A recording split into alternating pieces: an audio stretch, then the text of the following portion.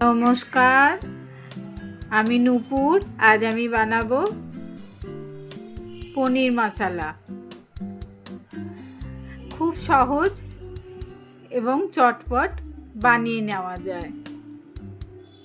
নিরামিষের দিন খুব ভালো লাগে পোলাও, ফ্রাইড রাইস, রুটি, লুচি, পরোটা সবার সাথে খেতে।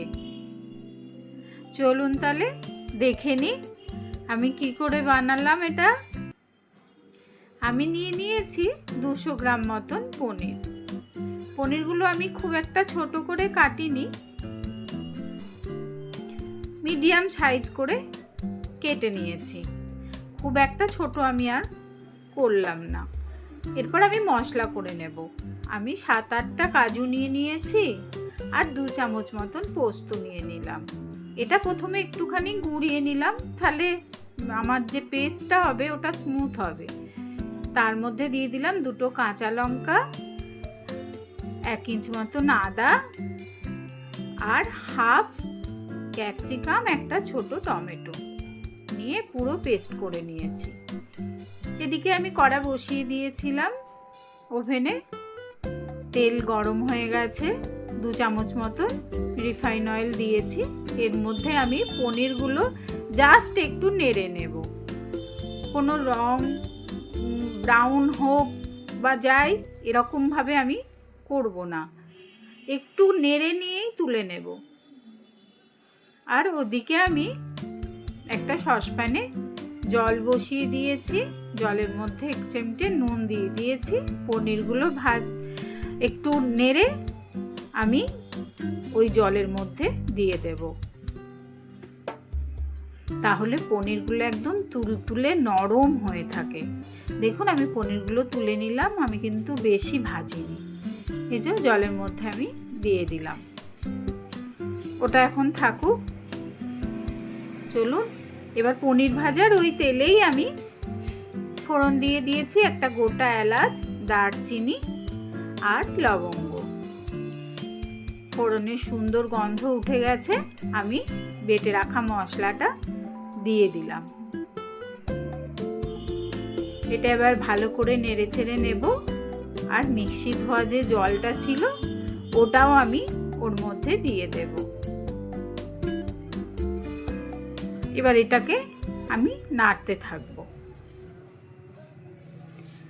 এবার এর মধ্যে যে প্রতিদিনের মশলাগুলো, একটু জিরে গুঁড়ো, ধনে গুঁড়ো, লঙ্কা গুঁড়ো দিয়ে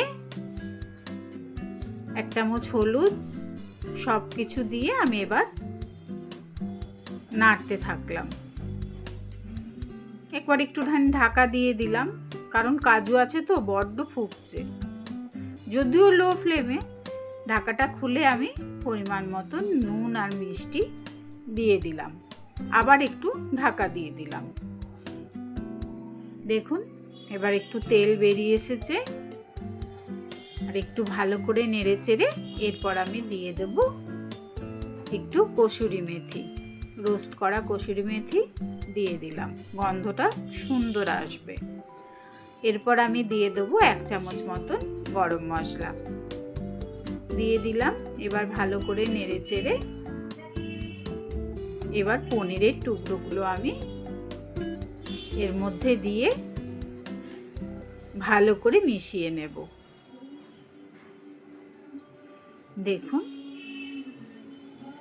নিরামিষের দিন খুব ভালো লাগে। আর এটা পেঁয়াজ রসুন একদম ছাড়া তো, ওই জন্য আরো ভালো লাগে। আমি একটু জল দিয়ে দিলাম। ওই পনির ভিজিয়ে রেখেছিলাম ওই জলটাই কিন্তু আমি দিয়েছি, অন্য জল দিইনি। দেখুন আমার মশলা পনির হয়ে গেছে। এবার কি সুন্দর দেখতে লাগছে না? ওপর দিয়ে আর একটু কসুরি মেথি আমি দিয়ে দিলাম। দিয়ে এবার আমি গ্যাসটা বন্ধ করে দিলাম। চলুন এবার পরিবেশন করব। হ্যাঁ, কে কোত্থেকে বলছেন আর আমার ভিডিওটা কেমন লাগলো এটা কিন্তু অবশ্যই আমাকে জানাবেন। যদি ফেসবুক থেকে দেখে থাকেন তাহলে লাইক, কমেন্ট ও শেয়ার করে দেবেন। আর যদি ইউটিউব থেকে দেখে থাকেন তাহলে আমার ছোট্ট চ্যানেলটিকে সাবস্ক্রাইব করে দেওয়ার অনুরোধ রইল। ভালো থাকবেন, সুস্থ থাকবেন, সাবধানে থাকবেন। নমস্কার।